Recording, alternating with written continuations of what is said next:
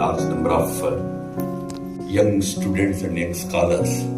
My greetings to all of you, my namaskars to all of you. This conference, we had Sabha, the village panchayat, and Nagara, the urban panchayat. They were running the affairs of the village and the Nagara.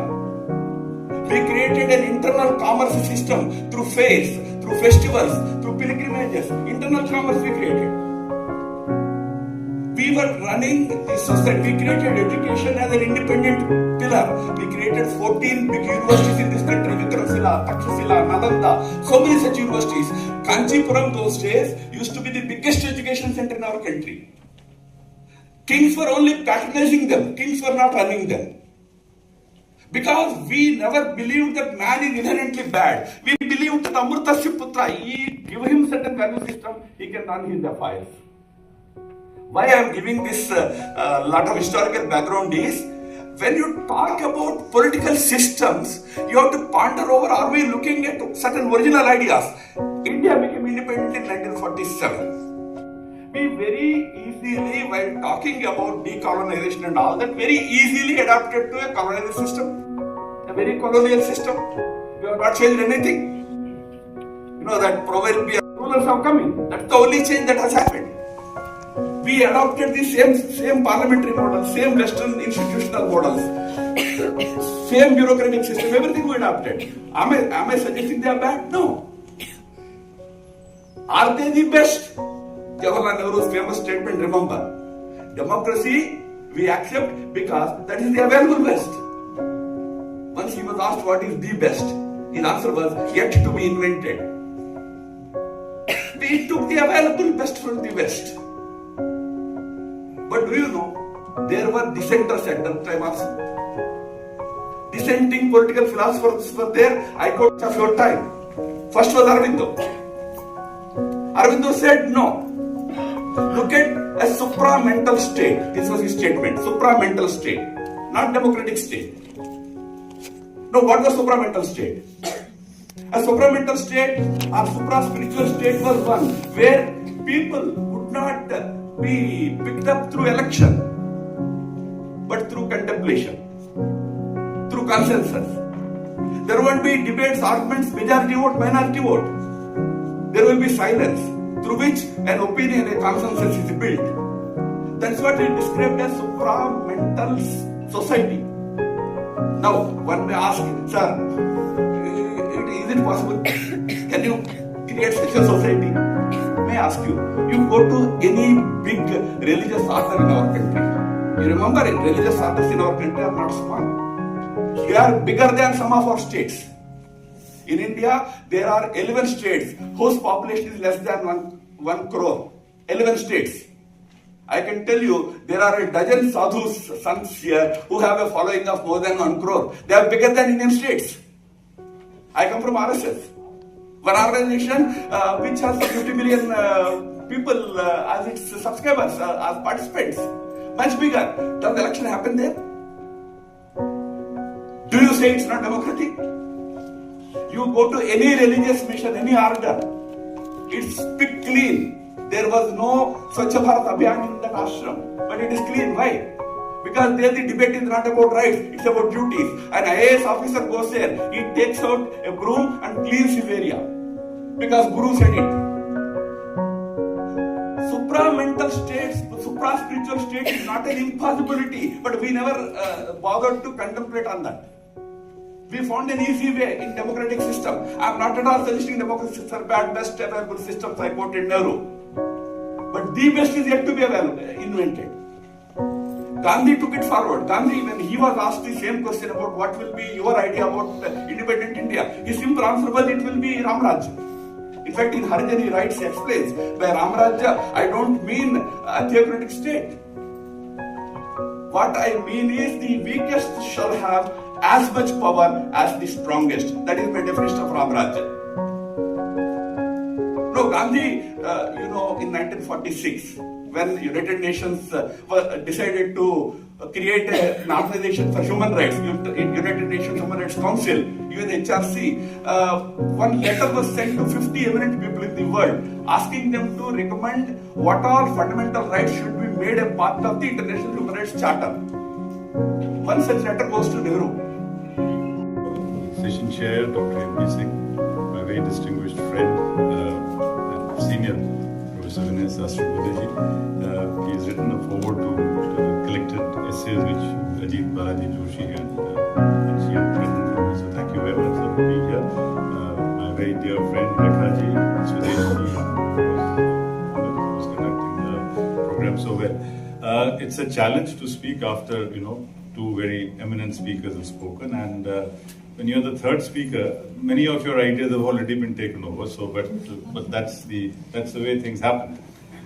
So, friends, the discussion today is about the post-colonial, decolonizing, and all these aspects. Right? The point to note is that we talk always about the post-colonial. Let's talk a little bit about the pre-colonial. So it is not that history of politics or anything started only after the colonies. As Dr. Saab has just explained to you, that India has been a very ancient civilization. And the one big difference between the colony or the colonial state and the pre-colonial state is that the pre-colonial state, in a very general sense, was, in some manner of speaking, the state of dharma. And the state post-Westphalia is the state of artha. Right, so it is the concept of artha and dharma. Now the problem that I find with the index system is that we only talk about what the scripture says. We do not talk about what actually happened. Because my problem, and that's not just my problem, I'm sure it's a problem of a lot of us here, that the Shanti Parv is a great text. It's an absolutely great text. But what was Bhishma actually doing? Was he following the letter of the law? Or was he following the spirit of the law? So if all you have to follow is the letter of the law, then life is then what do you have to say about it? The fact is that there are armies on both sides. But the point is that are we talking about the letter of the law or are we talking about the spirit of what did Bhishma do? And Bhishma was very intelligent. Bhishma was like a good ICS officer. He cracked the UPSC. He topped. He did everything. But when it came to action, when faced with the challenge, are you willing to put your thoughts in a context? Because the point that I wish to make is that there is no statement which can be taken out of the context. Every statement, every political theory has to be looked in a context. And therefore the text is important, but more important than the text is the context. And therefore as students of political science, you must realize that for all the texts that you have, there is a context which must never be forgotten. So whether it is the text of the Constitution, whether it is the text of the Universal Declaration of Human Rights, look into it. Now, many things are legal, but those things may not be moral. Many things are legal and they are within the domain of political acceptance, but are they moral? That is the question.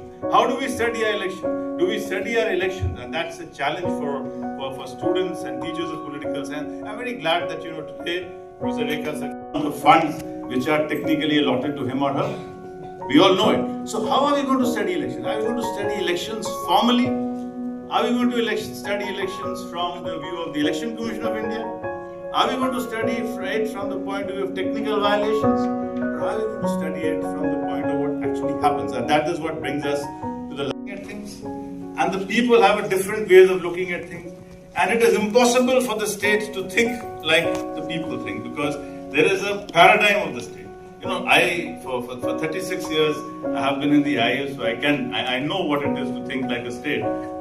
Because a state needs maps, a state needs charts, a state needs to raise questions in parliament, and the state needs bureaucrats like me to respond to questions in the parliament. And the training for us to answer questions in the parliament, let me bring in a little bit of humor. It's like this, that the best book on parliamentary questions, and pardon me, sir, if I speak the truth, which normally joint secretaries are not supposed to speak the truth. It's like this, that answers to the parliament have to be precise, they have to be correct, because you can't lie before the parliament. The answer has to be brief, it has to be precise, but it should not leave the questioner any wiser than he was before he asked the question. So the third is very, very important, because you cannot reveal anything.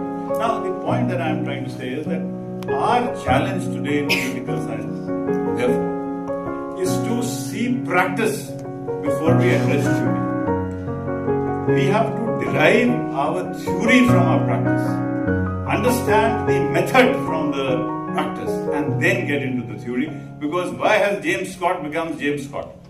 James Scott became James Scott because he observed, and after observation he gave a theory. Homi K. Bhabha became a great theorist because he first observed, talked about hybridity, saw what was happening, because there was no concept of hybridity or intersectionality before he saw it. So first you have to see, first you have to observe, then you get the theory. Then you get the method and then you get the theory. So it's the other way around. So what we are doing is the way we were taught political science, ages ago, and I won't tell you how many ages ago it was, but it was a very different. We thought that we have learned about Plato, we learned about Socrates, we learned about Bhishma, we learned about Arthashastra, we learned. No, that's not it. I mean, there is, as was said earlier, there is no perfect human being. Human being is a mixture of good and bad, and most important, situations. We are all functions of a situation. We are all creatures of context.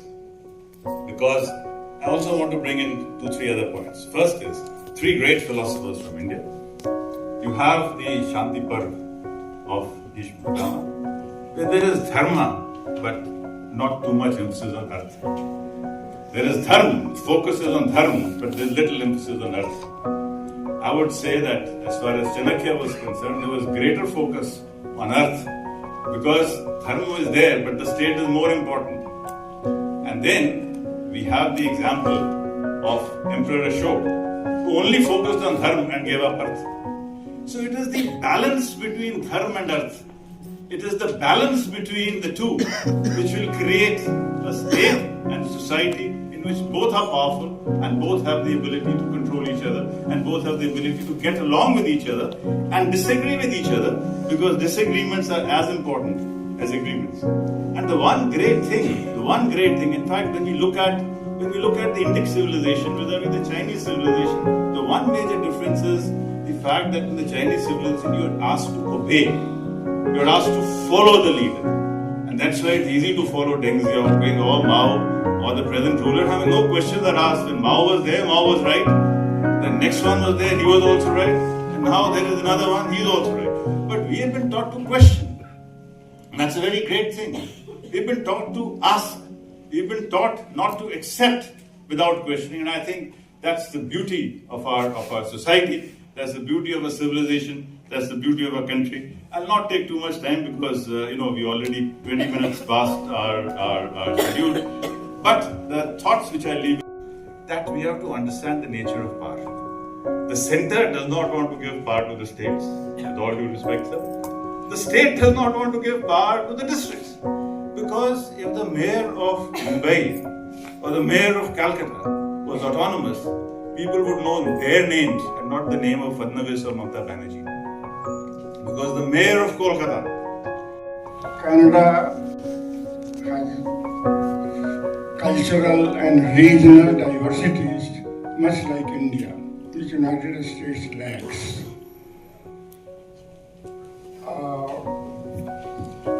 In ancient India, federalism was born in the Mahajanapadas.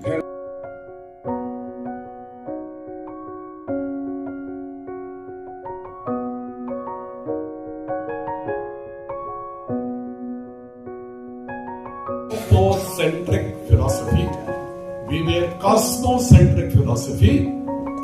We believe human being is the undifferentiated integral part of the nature. There is no conflict of nature and human being, as Francis Bacon said. The nature is to serve the human being, not at all. We say, our Rigveda says, our Atharvaveda says, Mata Bhumi Putro Pratapya. We believe our Bharati. Then, you see, Jadura Sarkar has called it a nation builder and the greatest constructive genius of medieval India. Very few people know. such a person was reduced to the level of a brave Maratha warrior. So what kind of history was being taught to us? What kind of political science was being taught to us? Chhatrapati Shivaji should have been a major character of our political science syllabus, based on his achievements, based on what he did. And in fact, the more I read Chhatrapati Shivaji Maharaj, the more I feel that today's India, it draws a lot from Chhatrapati Shivaji's model.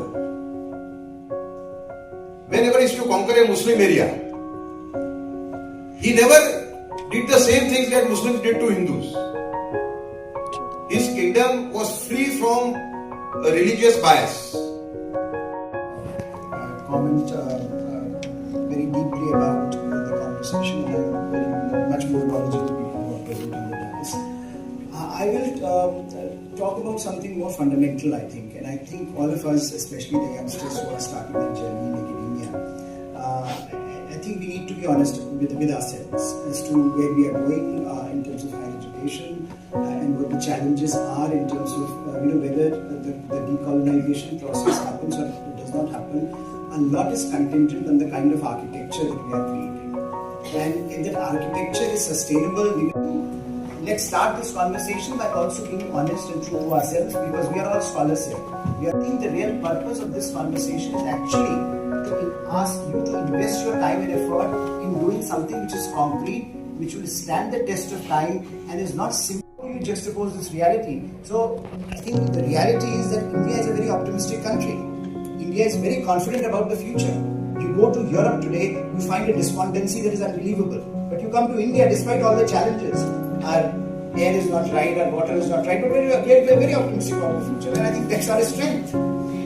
That we are, as a community, as a country, we are at a position where we can dictate how the world governance structures are going to be, because if we are not part of it, the governance structures are not going to be. So this confidence has to be reflected in our institutions as well, and particularly academic institutions. And therefore, my suggestion to you would be that as you think about your traditions, of course, we have to learn about our roots, we have to learn about our civilization. As you bring it to bear on the world, as you bring it to bear on what is happening in the world, don't forget that you have to engage the world. So learn everything. Don't rely on YouTube for your sources of information. Please read. Half of you are not reading. And I'm sorry, I'm using half in generic terms. It's students. They don't read. So which means that we can all complain about our heritage. But if you don't, so please read. Please invest in time in articulating a more robust research agenda. And I would also ask the mentors here that when you think of research that can stand the test of time, you have to ensure that certain standards, certain quality standards have to be met. Please don't tell your students that something which is fashionable at the moment will be the way to go, because fashions come and go. But if you do research that will stand the test of time, it will be not only a testament to your own capability as a researcher, but it will also help this country to reach its potential, because ultimately as members of higher academic institutions, higher education community, we are looking for cutting edge research, we are looking for cutting edge work, we are looking at cutting edge ideas to come out of India and resonate in the world. Thank you so much. मेरे आपको दो सवाल हैं, ऐसा मैंने कहा क्या है। एक, जिस समाज की आप बात करते हो उस समाज को आप जानते हो क्या? द फर्स्ट क्वेश्चन, आपने वो समाज देखा है क्या? आप उस समाज को जानते हो क्या जिस समाज की आप बात कर रहे हैं? नंबर टू, आप जो लैंग्वेज बोलते हो समाज उसको समझता है क्या? These are real fundamental questions to the academics of the next month. कि ये जो समाज है, जिस समाज which was the guiding force for the thousands of years for Bharatiya people, उस धर्म जैसे पवित्र शब्द को हमने निकाल के बाहर किया। That was the one of the biggest problem of our whole system. कि हम अरे अब धर्म क्या है? मतलब इतना confusion, बाप रे, I can't understand कि किसी देश में अपने इतने मौलिक बिंदुओं को लेकर के इतना कंफ्यूजन कैसा हो सकता है कि जहां 4 पढ़े लिखे लोग बैठे हों, वहां धर्म की बात आती ही पहली बात उनके दिमाग में आती है कि मंदिर जाना पड़ेगा क्या? Dharma got nothing to do with the mandir. अब धर्म इन मनुस्मृति में मनु कह रहे हैं around 10,000 years back a rishi on the bank of the Ganga or Yamuna thinking about the dharma, और वो कह रहे हैं धृति क्षमा दमस्ते यम शौचम इंद्रिय निग्रह धी विद्या सत्यम क्रोधो दशकम धर्म लक्षण। वो इज अ धार्मिक पर्सन जिसमें पैशंस है, जिसमें फॉरगिवनेस है, जिसमें ट्रूथफुलनेस है, जो स्टील नहीं करता है, जो गलत काम नहीं करता है, ऐसा धार्मिक पर्सन है। Dharma is India's message to the whole world. जो हमारा one of the most important message था, जो हमारे सोशल स्ट्रक्चर का बेस था कि वो काम करो जो धार्मिक हो, जिसमें धर्म नहीं है वो मत करो। इतना इजी आज भी Bharat. I was doing my MPhil in 2017 and 2019, and it is based on that studies that till that time also, what people were doing that they were connecting those ways.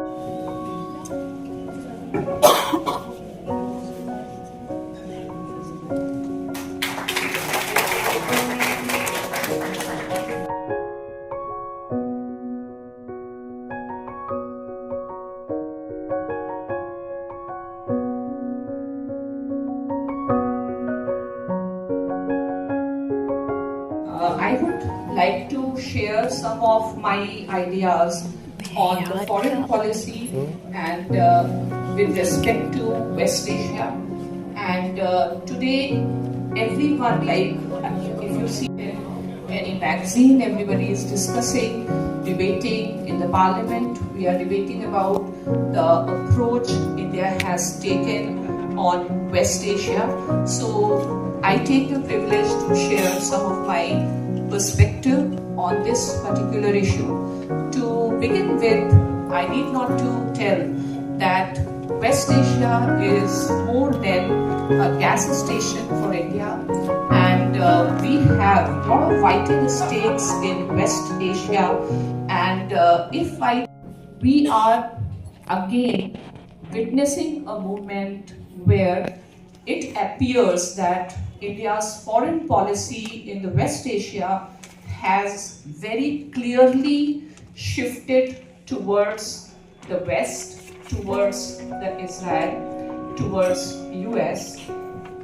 From my perspective, I would say that the world has changed in big way, and today what should be India's approach over this particular crisis, we have to not just see Pakistan in the West, we have to see Pakistan and China axis. And on the questions like in the recent crisis, whether India's stand should have been more balanced or not, it is much easier said than done right now. It has not just started from today. Even if I go back to the Nehruvian period, when it appeared the conventional understanding has been that India's foreign policy was more ideological as well as idealistic. But if you go to the history, you will find that maybe in 1948 we opposed the creation of Israel UN General Assembly Resolution number 181, but within 2 years we have recognized Israel. In that context, we have to understand where our West Asian foreign policy is moving. Still, we are doing what is required to preserve our interest, be it in the field of energy or preservation or protection of India's diaspora. So with this, I would like to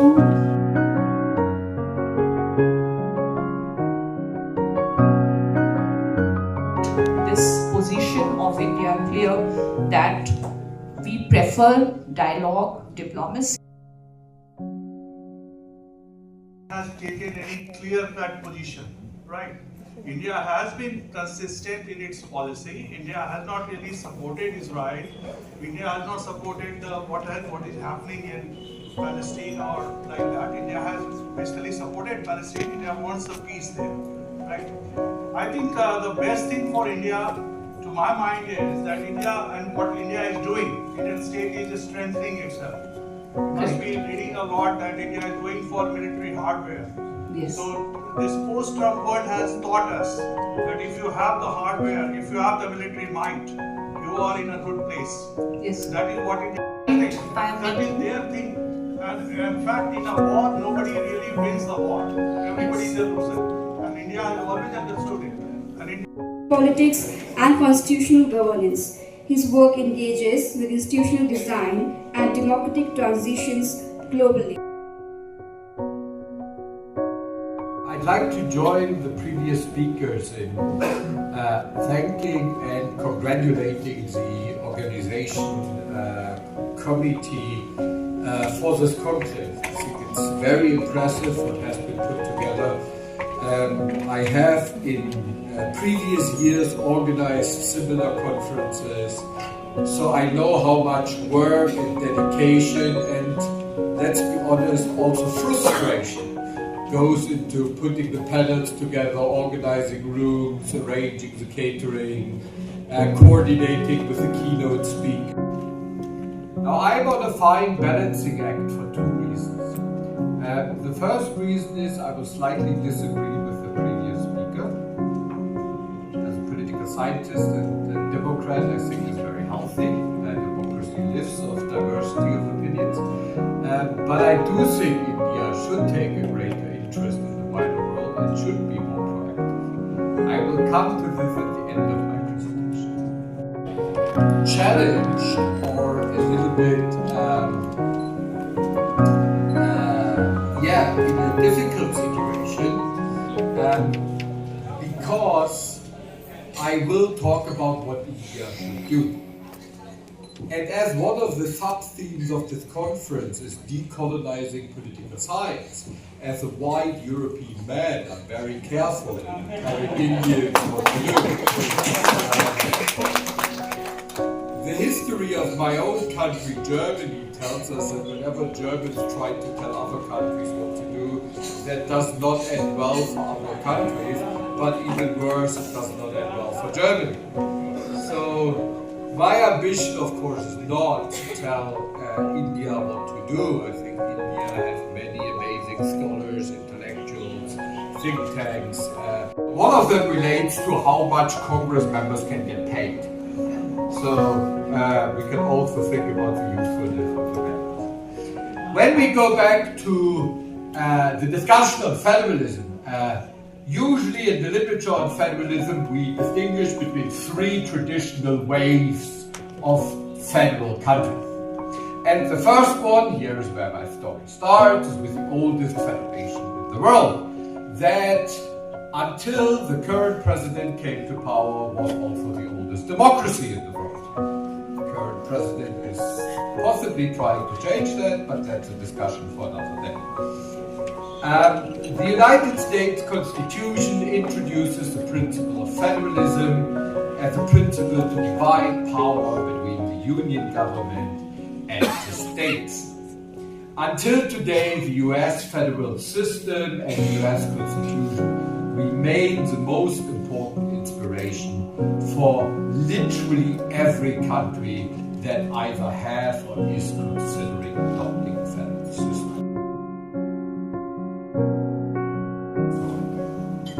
Instead, we have what the literature calls the new mediators. These include countries such as Turkey. There's a pivotal role in prisoner exchange agreements in Ukraine, for example. Qatar, if you think about the negotiations between Israel and Palestine, they all took place in Doha until Israel decided to attack Doha. And have two offices here in India.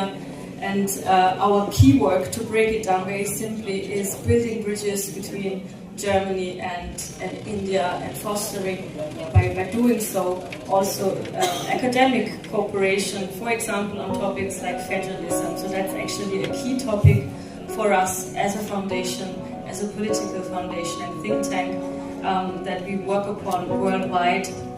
And it is our pleasure to have Dr. Sören Keil here, who is also instrumental in contributing to our work towards federalism. I myself am not an academician and a scholar, so that's the footnote I have to already present to you, and that also reflects in my title. So what I've chosen is, within the themes presented to me, is applied political science.